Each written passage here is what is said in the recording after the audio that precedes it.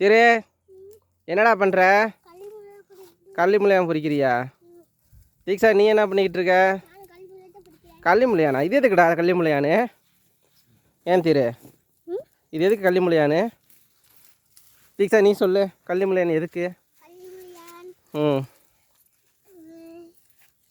பார்த்து பிடுங்க. எதுக்கு வேரோட பிடுங்குறீங்க? இதை வச்சு சட்னி பண்ணலாம், சாப்பாடுலாம் இதை வச்சு சாப்பிட சூப்பராக இருக்கும் டேஸ்ட். சரி சரி. எதுக்கு சாப்பிட்றதுக்கு? சட்னி வச்சு சாப்பிட்றதுக்கு.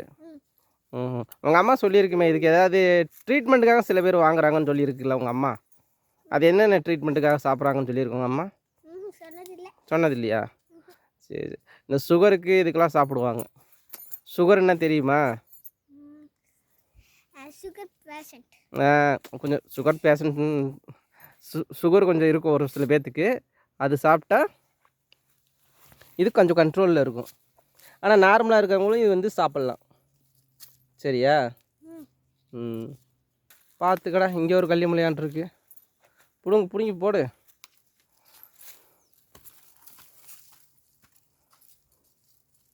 ஆனால் இதெல்லாம் மழை பெஞ்சதுக்கு தட்டி விடு லைட்டா. அவ்வளோதான். போடு, உள்ள போடு.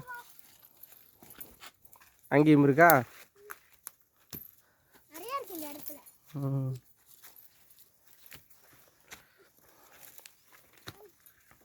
இந்த மலையை எங்கேயோ பார்த்த மாதிரி இருக்கே தீக்ஷா. எங்கே பார்த்துருக்க நீங்கள்? நம்ம ஊர் போனோம்ல தேவதானப்பட்டிக்கு, அது வத்தலக்குண்டு. தேவதானப்பட்டிக்கு போனோம்ல பரமசிவன் கோயிலுக்கு, அங்கே ஒரு மாமா கூட அங்கே ஒருத்தர் கூட தூக்கிட்டு போனான்ல, உனக்கு சித்தப்பா வேணும். சிவா கூப்பிட்டு போனால் அந்த மலை இப்படி தான் இருக்கும். கரடு முரடாக ஏறி போகிறது. பிடுங்க.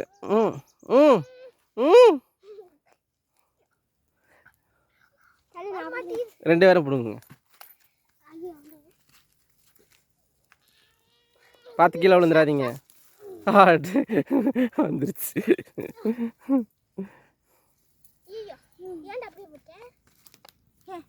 உள்ள போடு. ஓகே.